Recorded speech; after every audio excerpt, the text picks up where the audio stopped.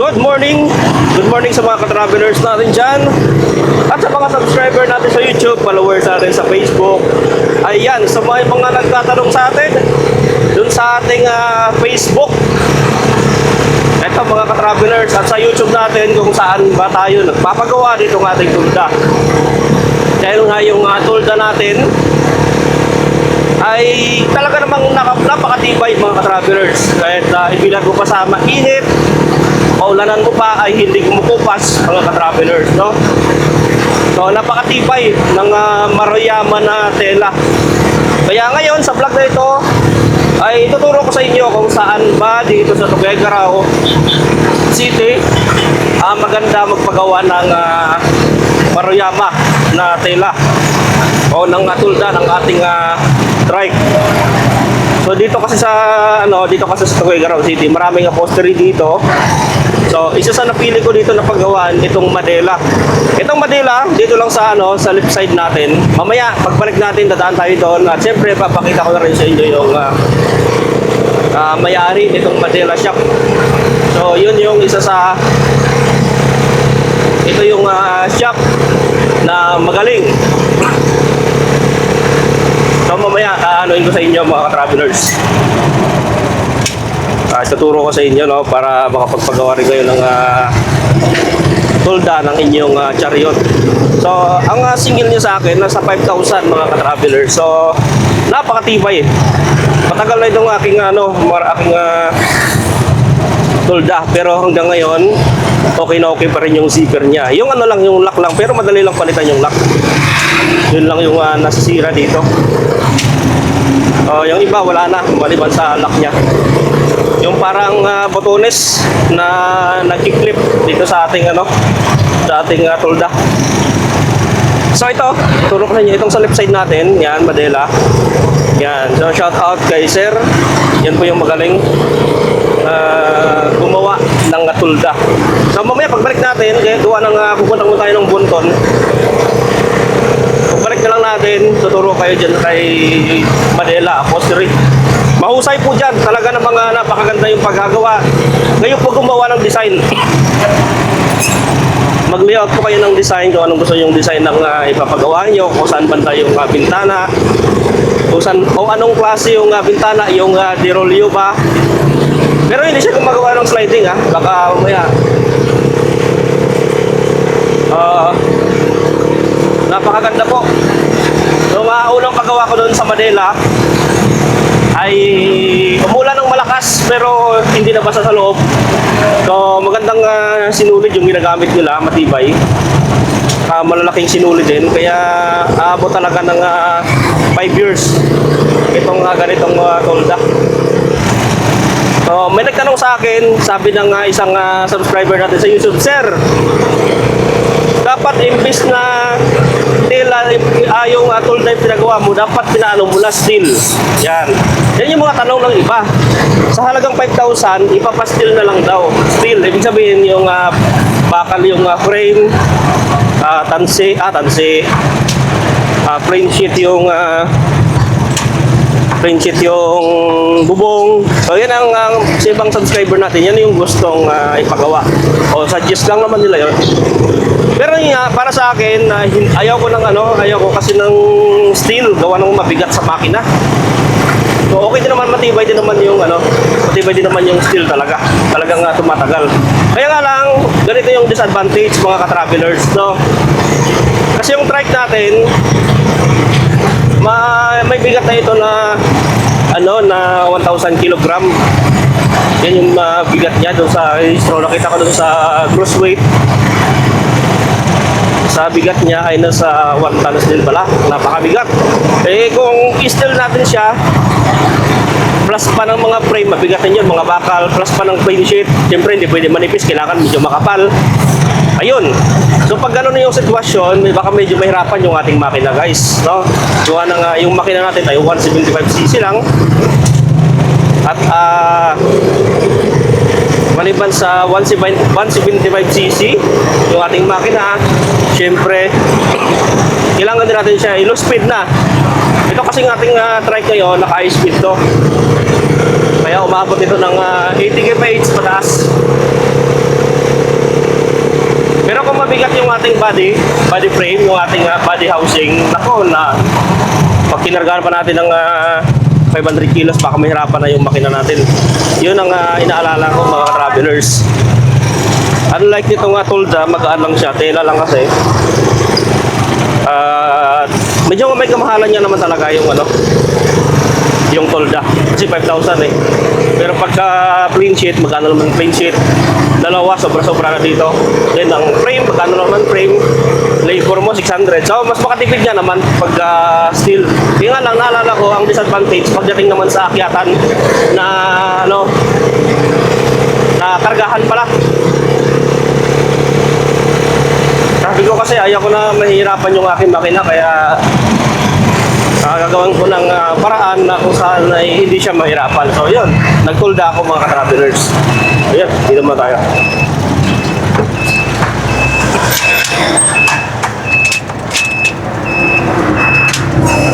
Okay.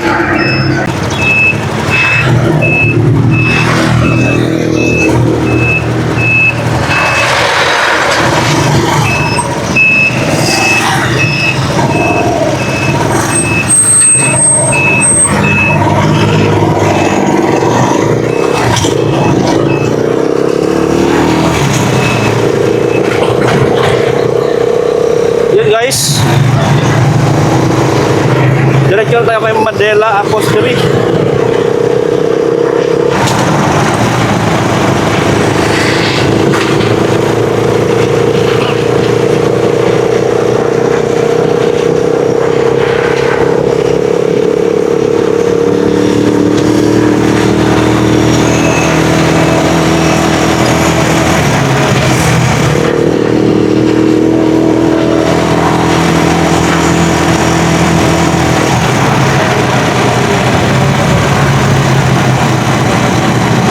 Dito lang yan banda sa mga ka-travelers sa Bonton.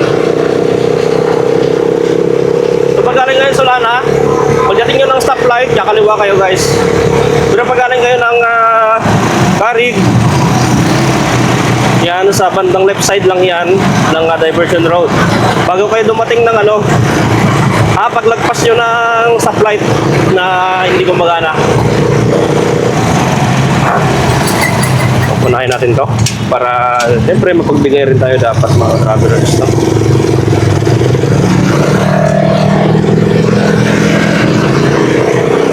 Ganyan tayo kabait.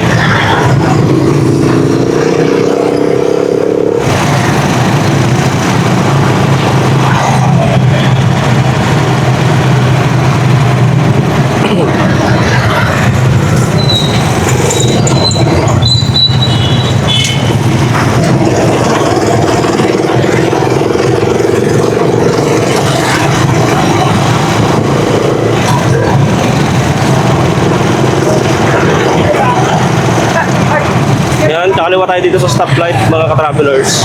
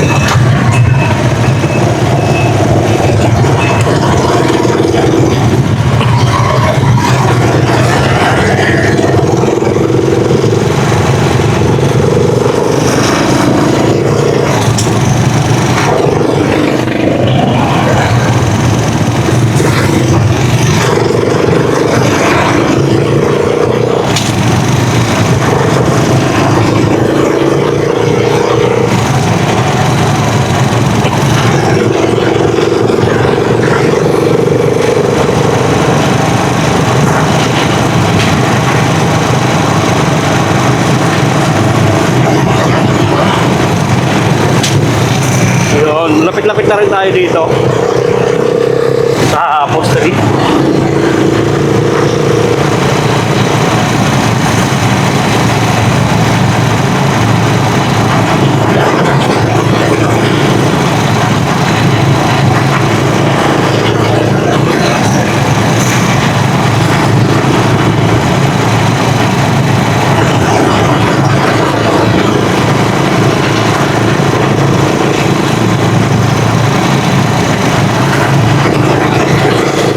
bandang kanan mga ka-travelers ha, tandaan nyo. Pag galing kayo ng Bunton, bandang kanan dito sa bago dumating ng stoplight. Pero pag galing kayo ng Carig, galing kayo ng SM City to Gagaraw, bandang left side naman paglagpas ng stoplight. Yan, so dito tayo guys.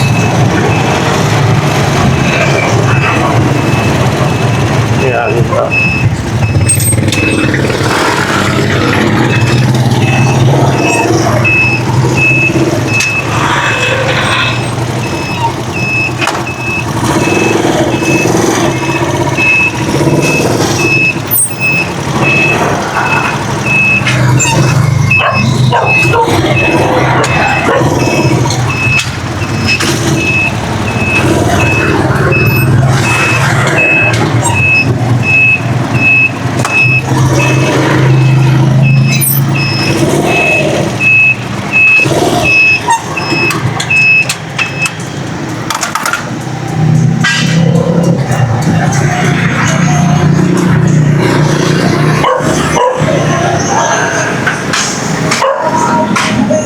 Hindi ako nakabalik na karan bro.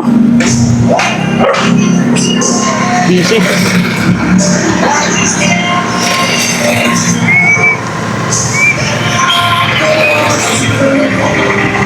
Dito na nga tayo mga ka-travelers sa Manila Upholstery. Ito po yung shop nila, Manila Upholstery. So gilid lang po ng daanan dito sa going to Bunton Bridge. Ayan, diversion road po ito mga travelers.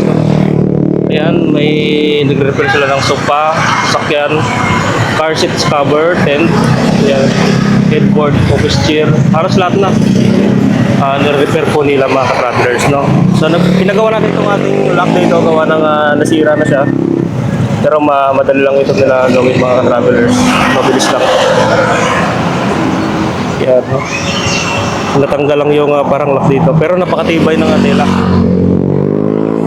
Ito yata yung tinatawag na first class Maruyama ang ginamit. Napakatibay. Grabe, sulit. So matagal ko nang ginagamit yan. Napakatibay ng tela o yung tulda na ginamit dito. Ayan mga travelers. So pinapalitan na ni Kuya yung ating parang botonis sa ating ano. Ano nga tawag dyan bro? Snap. Yeah, snap. So yun yung natanggal. Pero napakadali lang palitan. Snap pala, snap.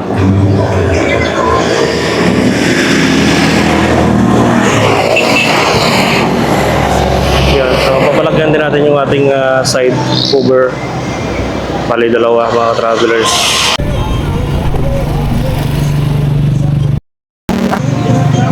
Oh, pwede mo ba?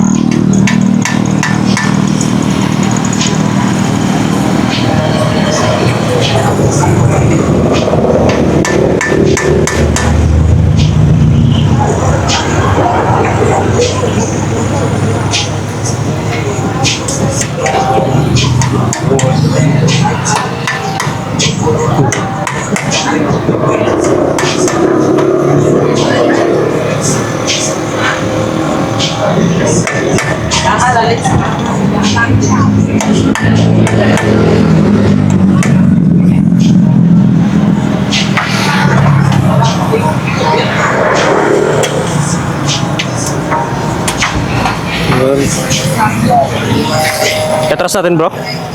Petras ko? Okay na yan?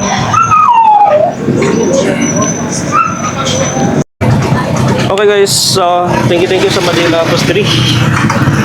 Yan, so tapos na. At nagpalagay na tayo dito ng ito. Yung parang lock dito sa gilid. Para hindi na tayo tali-tali, no? So Ayan, thank you sa Manila Apostolic. Ayan, dito ako nagpagawa. Para kung ano naman 15 minutes mga travelers. No? Okay, let's go.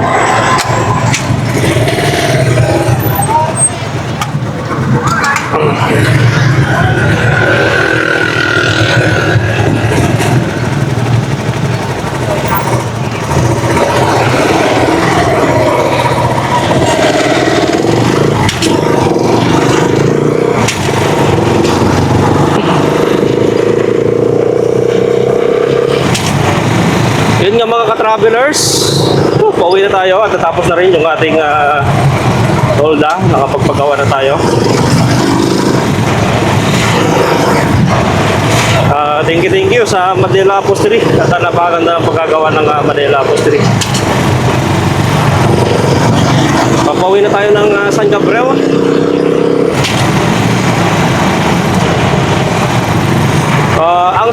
Hindi naman siya nagsingil sa akin mga travelers. Binigyan ko lang siya ng 100 din mga coins. Hindi niya ako siningil ng napakamahal. Wala siyang sinabing presyo. Ako na lang po sa nagbigay mga ka-travelers, no?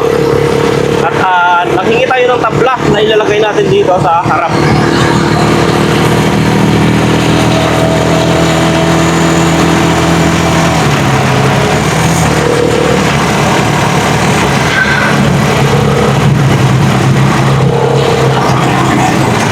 LTO.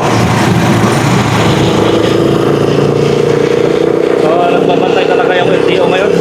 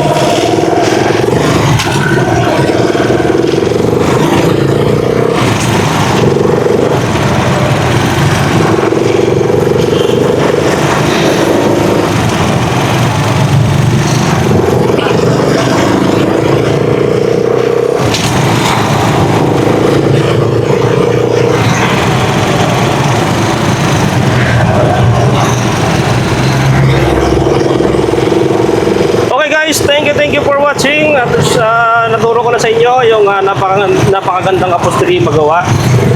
And syempre, subscribe na lang guys ng ating channel at pakiclick na lang ng notification bell sa baba. Then click nyo po yung all para updated kayo sa ating mga vlog dito sa Tuguegarao City. Ayan mga travelers, no?